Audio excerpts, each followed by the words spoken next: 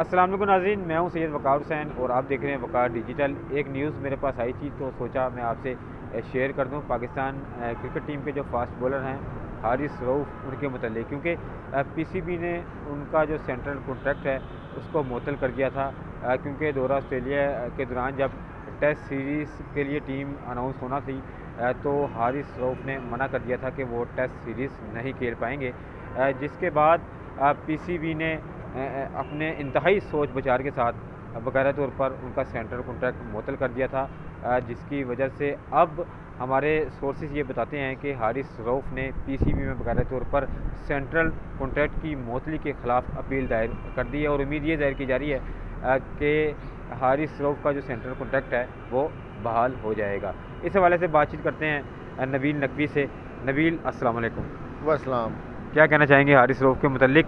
हारिस रऊफ़ का central contract मुअत्तल हो गया था, अब उन्होंने बहाल कराने के लिए बाकायदा तौर पर जो उनका हक़ है पीसीबी में अपील कर दी है।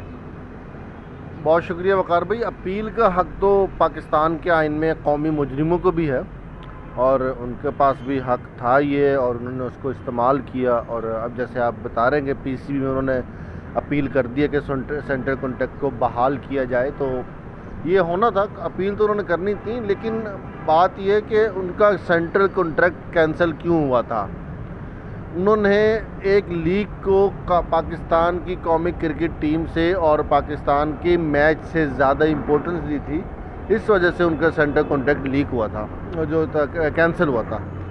तो मैं ये समझता हूँ कि पीसीबी की जानिब से वो स्टेप जो था वो इंतहाई काबिल तहसीन स्टेप और था। बड़ा बोल्ड डिसीजन था वो, बहुत बोल्ड डिसीजन था। ऐसा डिसीजन कि आप ये देखें कि Haris Rauf one of the main pacer of your Pakistan cricket team in all formats, one day हो, टेस्ट हो या T20 हो, उसके हवाले से वो जो फ़ैसला था वो बड़ा बोल्ड था और बड़ा अच्छा था वक्त के हिसाब से।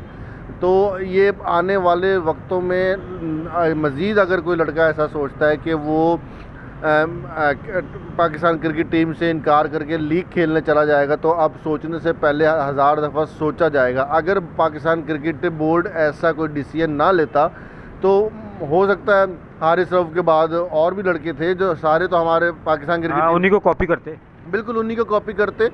तो ये बड़ा अच्छा फ़ैसला हुआ है और जो हारिस रऊफ़ का हक़ था उन्होंने अपील कर दी है। अब देखना ये है कि जैसा आपने कहा कि अपील की है कि पाकिस्तान क्रिकेट बोर्ड इसको किस तरीके से जो मैनेज करता है।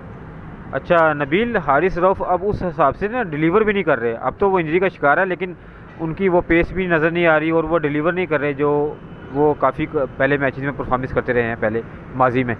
हारिस रऊफ़ क्या, शाहिन शाह अफरीदी अब तक PSL में कितना डिलीवर कर सके हैं, वो वर्ल्ड कप में कितना किया था और फिर आपके एशिया कप में कितना किया था।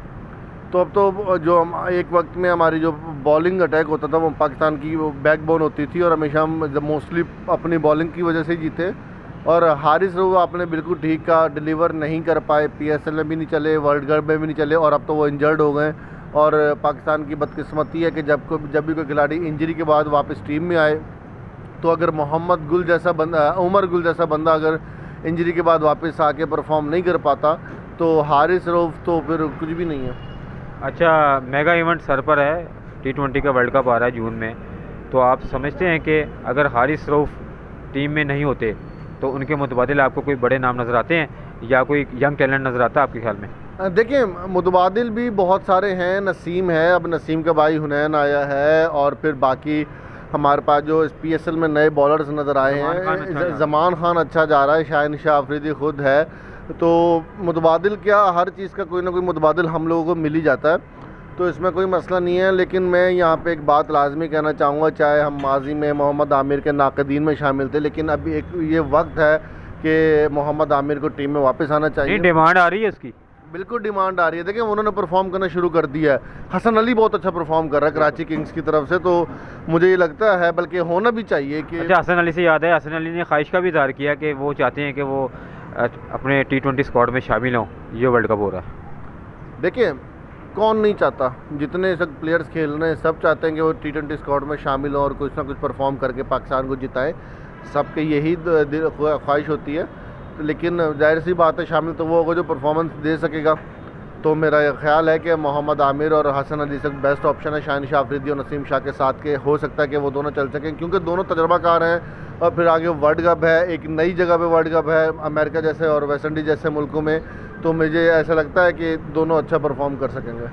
जी, आपने सुना कि नबील ने भी यही कहा है कि जो पीसीबी है उसने काफ़ी हारिस रऊफ के हवाले से बोल्ड डिसीजन लिया था, और सोर्सेज ये बताते हैं कि जब हारिस रऊफ ने पीसीबी में अपील दायर की है तो उन्होंने दौरा ऑस्ट्रेलिया में जो इनकार किया था कि वो टेस्ट टीम में शामिल नहीं होंगे, तो उस हवाले से उन्होंने वजूहात भी तफसीली बताई हैं अपील में।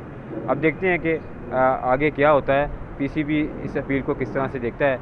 मज़ीद किसी वीडियो के साथ दोबारा आपकी खिदमत में हाज़िर होंगे, जब तक के लिए अल्लाह हाफ़िज़।